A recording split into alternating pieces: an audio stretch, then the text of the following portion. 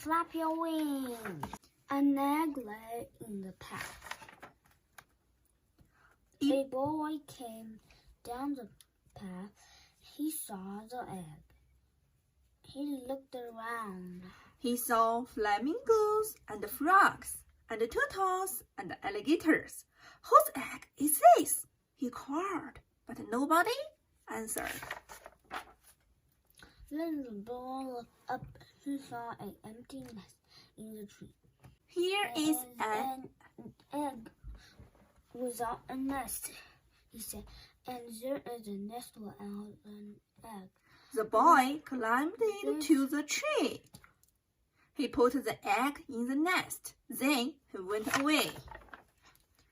Mr. and Mrs. Bird came home. They were surprised to find an egg in their nest.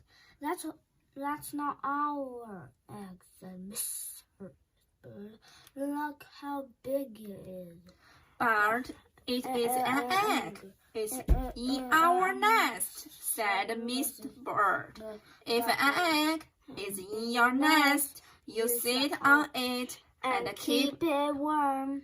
It doesn't matter whose egg it is. All right, said Miss Bird.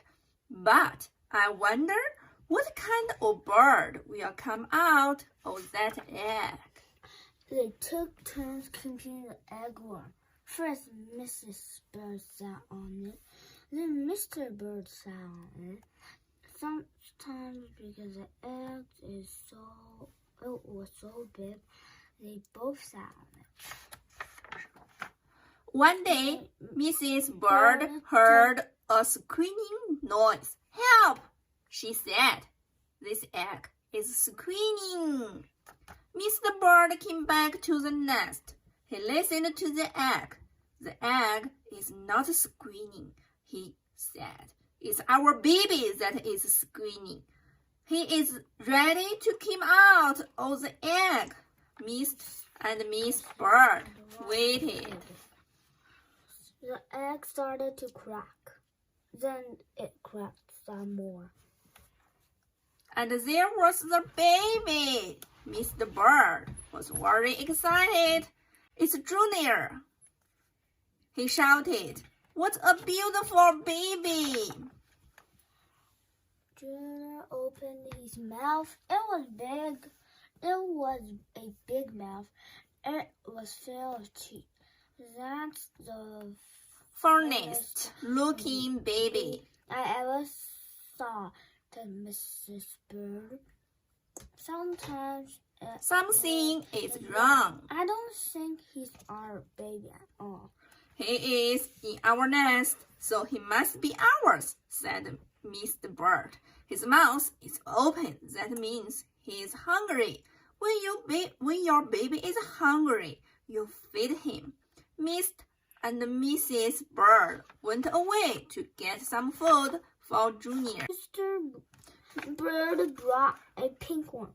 Mrs. Bird brought a green one. Junior ate both one in one glurp. Then he opened his mouth wide again. When we had to get Junior lots more to eat, said Mr. Bird and Mrs. Bird. 1 hour after hour, day after day, they brought food for Junior. Mrs. Bird got berries and cherries. She got butterflies and caterpillars. She got dragonflies and mosquitoes. She got ladybugs and tiger beetles. Mr. Bug got crickets and spiders. He got grasshoppers and snails. He got red ants. He got black ants. What kind of bird eats so much? Says Mrs. Bird. It doesn't matter, said Mr. Bird. He's still hungry. We have to feed him. Weeks went by. Junior never stopped eating. and he never stopped growing. He grew bigger and bigger and bigger. Finally, Junior got so big that Mr. Bird said, "It's too crowded up here." Junior has to leave the nest. It is time for him to fly away. "Are you right? You are right," said Mrs. Bird. "The time has come. We must show him how to fly." Mrs. Bird pushed and pushed. Mr. Bird showed Junior how to fly. "Jump into the air like this," he said. "Then flap your wings." Junior got ready. He took his big breath and jumped up, up, up into the air. He went. "Flap your wings!" yelled Mrs. Bird. "Flap your wings!" yelled Mr. Bird. Junior flapped and flapped, but it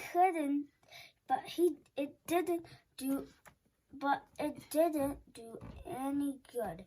He didn't have any wings. Down, down, down went Junior, down into the water. Splash! It was cold and wet in the water. It was just right for Junior.